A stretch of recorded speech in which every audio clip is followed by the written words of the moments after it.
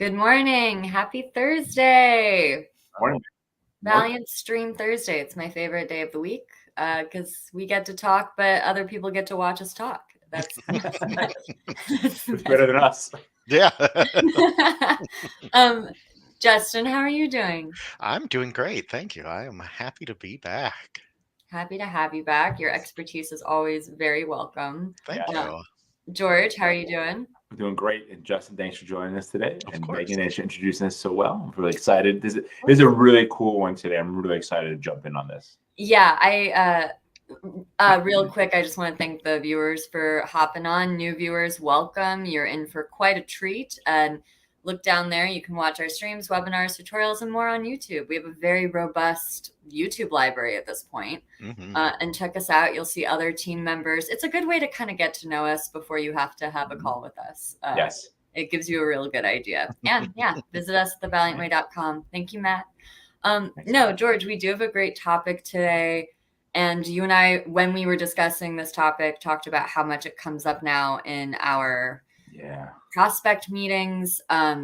We are going away from collaboration and going back to cybersecurity, and we're talking about multi-factor authentication, which I think, George, you said they're table stakes at this point. And exactly. Yeah. I mean, we can, as we kind of walk through working with customers, seeing a lot of requirements coming down from various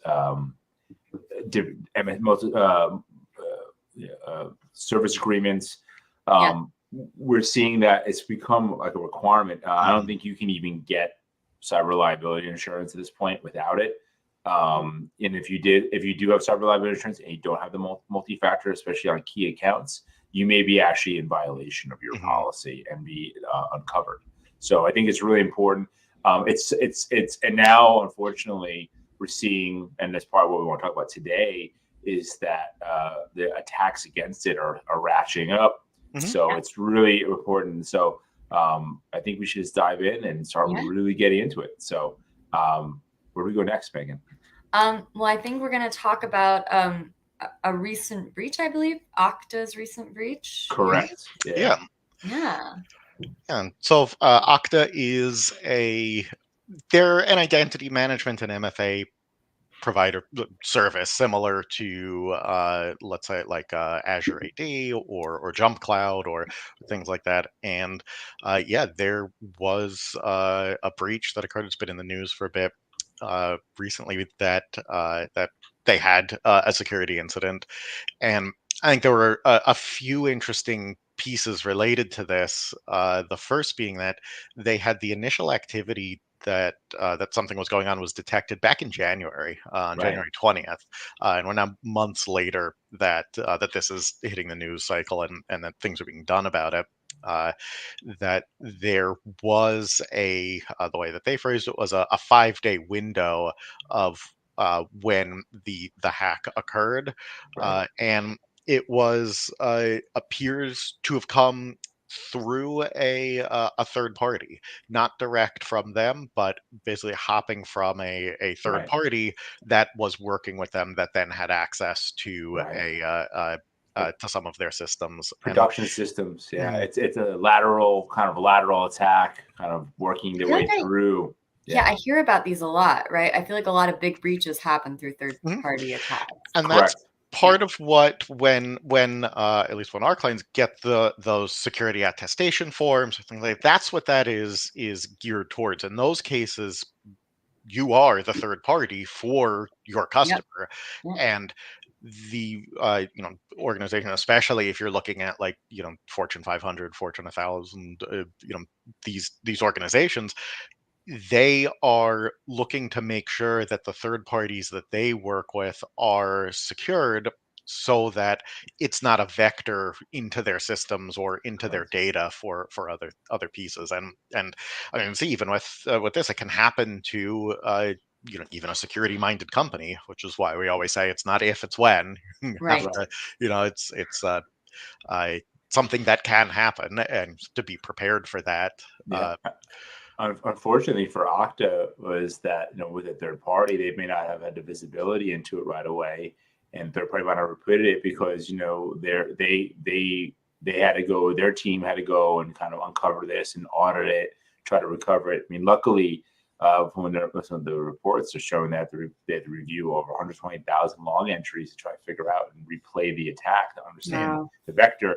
But they have the logs. Right. They have an ability they can replay it and they can do the engineering. Unfortunately for them as a company, they lost 20% of their value on their stock price. That's a really big blow to a company. Yeah. And to ability to be operational. A fifth of your value eroded in a day is pretty significant. So something to think about whenever you're talking with customers or internal stakeholders about security. Yeah, and why there are these requirements that are getting brought into other organizations that don't necessarily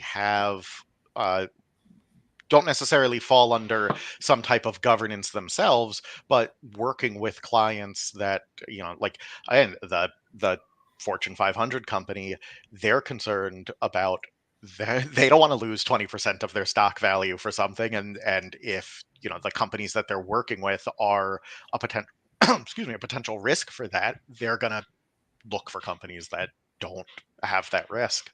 Got it. Yeah, it's very true. Very true. So, and part of why we think this is important is that this was something that not necessarily Okta is an MFA provider company, and a lot of people depend on it, and so they're being attacked at that supply chain level. Yeah. And so we really wanted this people be made aware of the level of attack being brought against the bare brunt of this. So, and if I had Okta, which is a really buttoned up company, what happens to your 25-person ad agency? Yeah, that thinks it won't get attacked, and it's like I think also with that is there is, and ties into a combination of what you're saying about having the log entries as well, that using a service like Okta or another MFA provider or Azure AD or something else, it while it's table stakes and important, it's definitely not a panacea. That you can have these systems that something can happen and they can not function the way that they are supposed to in the way that they're intended to. And that's where we really look for what's called a defense in depth strategy, where you're not relying on a single thing. And one of the analogies that I've used, and I'm sure many people are sick of hearing me say it, is that doing like having MFA turned on is like locking your car door in a parking lot. It's you're not necessarily, somebody isn't targeting your car, you're not protecting, it's just you lock your door because somebody's going to walk up and down and open all the car, whoever's car door isn't locked is the one that they're going to get into. Correct. But Justin, I was thinking about that metaphor, and I'm like, without MFA at this point, it's kind of like having your car door like a little open. Exactly. Yeah. Well, it's more the window rolled down. But locking your car door isn't the only thing that you have on your car. You also have a car alarm, or you have LoJack, or you have something like that. You have other, or the club on your steering wheel. Or there's other pieces in place because it's you don't want to rely on just that. And you don't park in a sketchy parking lot. Right. Don't go to the bowels of things. If that makes sense. Or somebody's got the door unlock key fob scanner and just does it and sees what happens. You have that. You want to have those other layers on top of it. So you want to have MFA, but you also want to have, going back to the log entries, why that's important is so that you can go and look and see what happened and say, like, okay, we had a breach. We saw, here's the evidence that the breach happened because we can see it in the logs. And here's the evidence of what was done. I know that, customer A's data was safe because the logs show that that was never accessed. I know that customer B's data was accessed. I need to talk to them and figure out what happened and mitigate it from there. And those are some of the pieces now beyond just MFA that these Fortune 500 companies are looking for in their third-party vendors. They're looking for the ability for, not to say that, oh, we're never going to get breached, to say that, yeah, we have all these tools in place to protect us from a breach. If and when something happens, here's how we will know, here's how we will notify you, and here's what we can do to mitigate the problem. Correct. And there are a lot of bad actors out there who are looking for these opportunities and everything. So, George, could you discuss a little bit about like how attackers are operating right now? Sure. Yeah, so much. So there's a big not movement. There's movement's the wrong word, but the stakes are ratcheting up and the sophistication is ratcheting up. There was just a release of CISA, which is the U.S. Cybersecurity Infrastructure Security Agency, about attackers bypassing MFA and using cloud service accounts. Those are accounts that are access to your system that are not necessarily a person, but a kind of API or access to that administration of the system. And so those are very, very, very sensitive and can be just as exploitable as the other places, as the more mainline account thing. So a lot of them, what they're doing is, they're just attacking at brute force. If you have, or and this kind of, and also they're doing some what's called a pass to cookie attack. Now these are they hijack a session, they intercept the cookie, and then replay it. And this is like basically stealing the your key out of your pocket. So this once again, it's really important to remember the easier vector is what they're always going to go after. Like it's how much energy are you going to use, right? If they can get into your system through a really low rent, low sophistication phishing attack, click here, and next thing you know, they're owning your system. Then they can start using that to capture the session cookies and all the other pieces that go along with it. No, don't forget. So you need to have that vigilance for the simple and for the more complicated and more sophisticated. And at times, I think a lot of folks always are looking for this, improbable scenario when 80% of your breaches are basic phishing attack, or a really simple social engineering attack, which we're going to talk about in a second, a little real life example. But it's thousands upon thousands on millions of attacks are just simple stuff, and MFA mitigates a lot of it. Yes, but it's not the only way down. So and it's not snipers targeting you and your data specifically. It's absolute. Let's just throw stuff out there and see what we get. Let's just drive by, go past, see what we can get. Let's throw a net out and see what we catch. It's not like.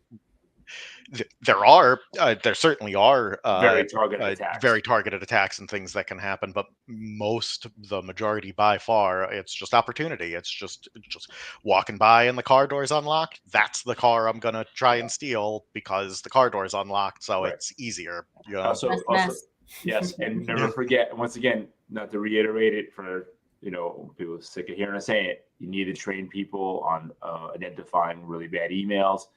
We get a lot.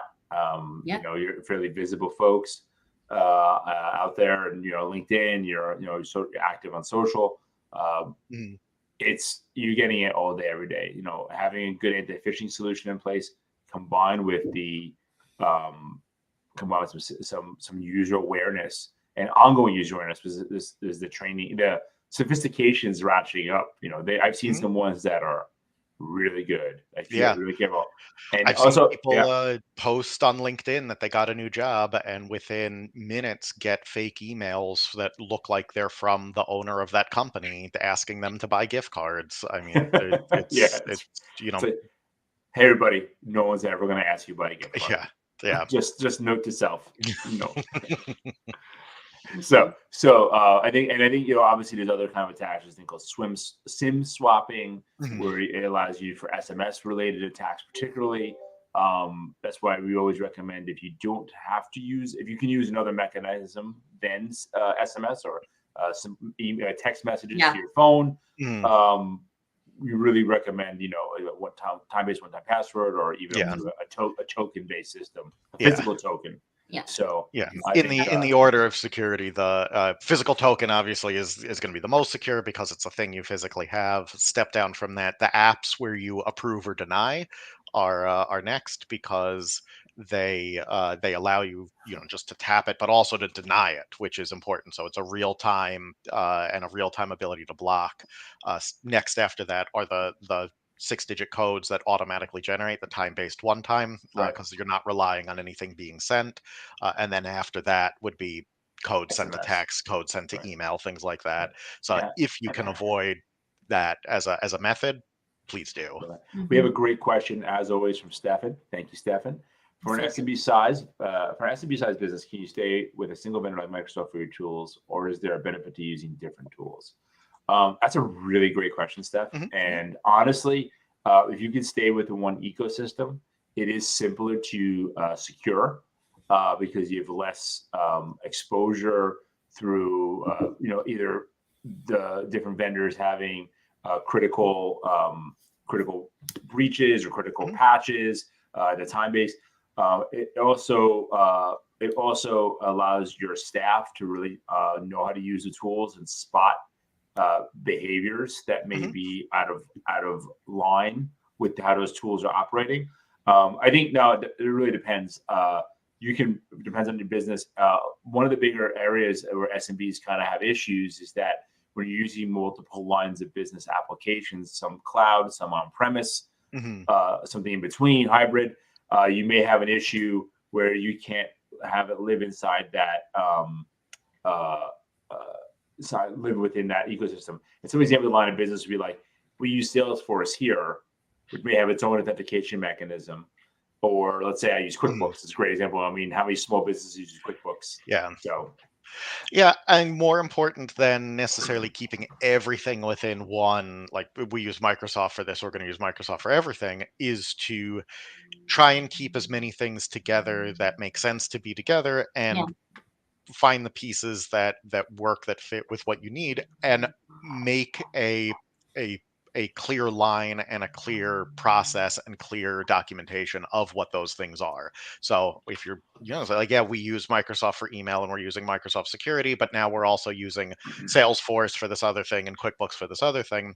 Okay, document those processes, make sure that your team and your employees know that, so that they understand what it is that you're using and know how those things work, so they're not getting confused by something coming like, oh, I'm getting a email about voicemail, but do we use, I know we have a voicemail system, do we use that? What's our voicemail policy? Now they're going to click on that phishing link, as opposed to this saying, this is what our tools are, this is how they work. Right. And that's part of a great part of an overall security approach of inventorying your solution systems so that it's very clear, and passing that along to your team so that they understand, hey, we can go into this for hours. So it's a big thing that we guide new customers, clients to do.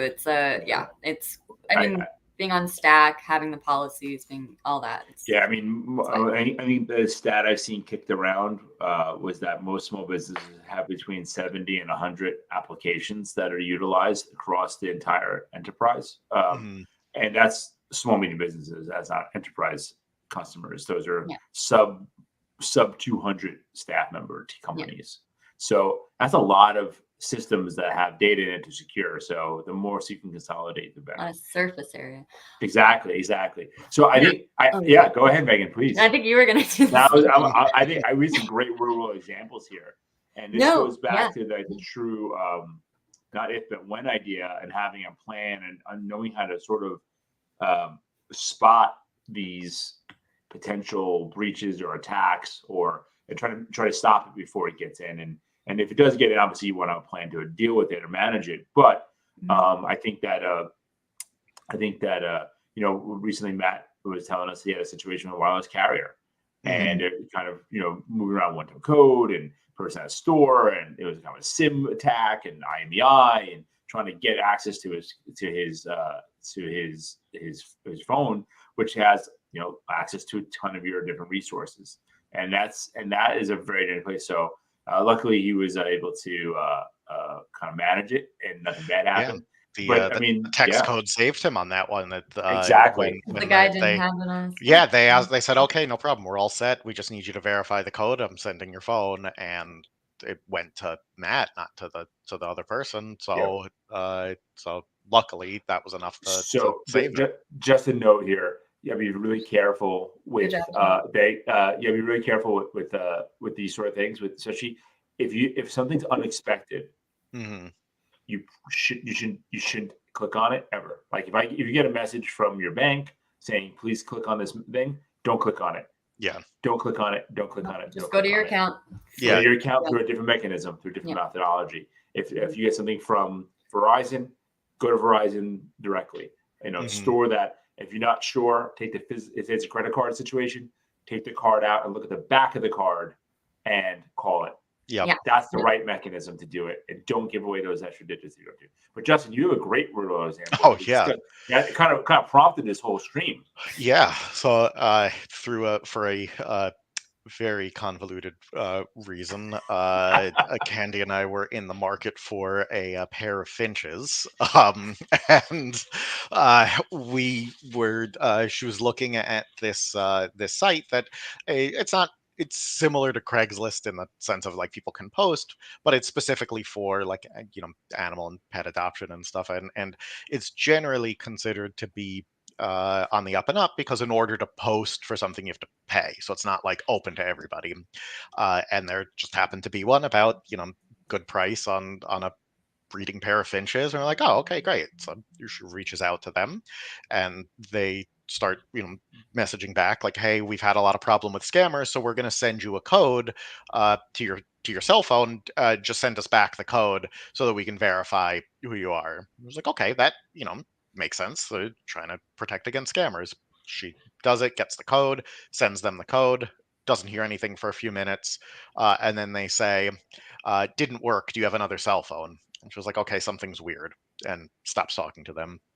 A couple of minutes later, she gets an email saying that her number was being added into a Google Voice account, and she was able to go and undo it because she got that, she already had that set up and able to get it. But what they were doing was really phishing, like luring people in with ads, even paying for it, to get people's numbers and then try and get that number associated with an account. And now they would be able to get forwarded messages from that and use that for MFA codes, which, not even the high-tech SIM swapping, just straight, social engineering. Comment. Yeah, hey, I'm going to give you a code. Can you tell me what your password is? The password and wallet inspector. Exactly. And here we go. Two people who are very, tech savvy and security aware. At the beginning, at first, didn't think anything of it, because how often do you do something where somebody says, hey, we're going to validate your phone by sending you a text message? Right, that's common. Every time you sign up for an app, it does that. You have Uber, Venmo, PayPal, all of it. It says, hey, we're going to send you a number to your phone. So it slips under the radar. And it was, obviously we were suspicious enough that something wasn't quite right, and we're able to get on top of it. But how easy would that have been for someone that wasn't paying attention, or just had done it, or not even thought that this could be something, and then any text messages to that number would have gone through? Right. It's really scary. It's really easy to happen. We know many people who have had their bank accounts kind of attacked, and kind of suffered having to deal with identity crisis of trying to protect your identity, protect your credit, protect your social security number through these kind of like very simplistic on the surface social engineering attacks. So be hyper aware of it. Once again, if you didn't initiate it, it's an attack. Treat it as such. And the phrase and mentality like uses trust but verify. If I get a message from George, or if he texts me from his cell phone asking me for something, yeah, I trust you, George. Let me just double check. Let me give you a call. Let me send you an email. Let me do something just to verify. Like, hey, is this, you really want me to do this? Yeah, let's do that. And that should be just like, I think, don't ever be embarrassed about that. That should just be basic business stuff, like just check on the person with different platforms. 100%. If you're ever sending money to someone, we see it a lot. The attack is, they're in construction, particularly with so many different vendors. People get very, and the thing is, the attackers know, because a lot of construction projects are publicly discussed. And not even business. It's I got a Facebook friend request from a relative of mine, had her picture on it, and I accepted it because sure, why not? And within a few minutes, it was sending me information about signing up for some I don't remember what it was, some scam thing of free money from the government, and Right. I should sign up and get that. And I'm like, okay, yeah, no, this isn't actually that person. But you go to their profile, get their name, get their picture, look at their friends list, make an account. There you go. And it's always Exactly. that trust but verify. If I wasn't sure if it was really her, I would reach out to her, like give her a call and say, hey, are you, and did anyway to say, hey, you're, something's going on, tell people, like be careful. But Right. and Right. still, it's that same trust but verify. And even for friends and family, if something seems a little off, just double check, just make sure. Exactly. Exactly. So, I mean, to kind of wrap this up, there's so much Yeah. going on here. Obviously, with the global pandemic kind of situation in Ukraine and the global kind of situation, for a better lack of a better way, or the scenario we find ourselves in is that these cyber attacks is ratcheting up. We went from, say, a year or 2 years ago. I mean, MFA was, for the way we looked at it, MFA was a table stake 3 years ago, but now it's from an absolute necessity. It's not a nice to have. It's something we should be kind of running down as hard as we can to get as many people secured, and combine that with the training and some of the other solutions, and really just kind of get it dialed in. Right? There's a recent Gartner report that without a multi-factor, 5 times more likely to have an account takeover. 5 times is an unacceptable level of risk. Yeah. If you're doing some risk management, if you start doing the math, that's like, wait a second, there's no sense for a very simple thing. There's a lot of feedback. People don't want to be inconvenienced, but I assure you, the inconvenience of having a breach would very the arithmetic of that. It's always less to pay for the security. Correct. I mean, and once again, it's layers, right? You can start with the MFA, you start with the basic training. You can layer on top of the defensive depth strategy and EDR, log monitoring, SOC SIEM, 24/7 support on that part of it. Policies. There's so many places to go. It's so much work. It's an ongoing journey, like anything else you're doing in your business. Improve. I think that we should, once again, if you don't have anyone in your circle of trusted advisors or in your organization, talk to someone who does this for a living, who works in small business IT or cybersecurity or risk management, be it an attorney, someone, because it's going to get worse. It's going to continue ratcheting up. It's going to continue getting more and more dangerous. And I think that beyond even protecting yourself, it's a competitive advantage for businesses to be better protected and be able to say, like, we're getting ahead of this instead of being behind it. And that's something that we think is really important for all businesses that have that mindset. So really critical. Don't lose business over this. It's not worth it. Don't do it. Exactly. Yeah. All things being equal, the company's going to go with the one that has better security if everything else is the same. Correct. Why wouldn't they? Why wouldn't you? All right. So this is great. And Megan, take us home. Sure. George, thank you for those final words. Justin, as always, it's so great to have you on the stream. Thank you. Always happy to be here. You're brilliant, and we love to have your thank you. Flattery will get you everywhere. So next week, everyone, our stream is going to be about password managers. And if you enjoyed today's stream, please hit the thumbs up button. If you have any questions or ideas for topics, or just if you would like to see us explore a topic, send us a message. We are very receptive. Fill out our online question forms. Right there's the link. Thank you, Matt. And subscribe to our YouTube channel. Keep up with our live streams and other content produced by our teams. Again, we have a very big library, and you could spend hours there. You could spend a whole workday there telling people you're doing cybersecurity research. I'm kidding. But be sure to visit us. Yeah, it's great. And also check out our site with some great checklists. Yes. This will get you started. A small assessment form that could be helpful just to kind of jog your kind of starting. Once again, it's all about starting. Yeah. All about starting. So, and we try to make that as simple as possible. We try to give little steps into that direction. And if you have any questions, talk to us. It can be overwhelming for sure. Thank you guys so much. Have a good rest of your Thursday, and I'll see you next week. Thanks, everyone. Talk to you later. Have a great week. Stay safe. Bye now.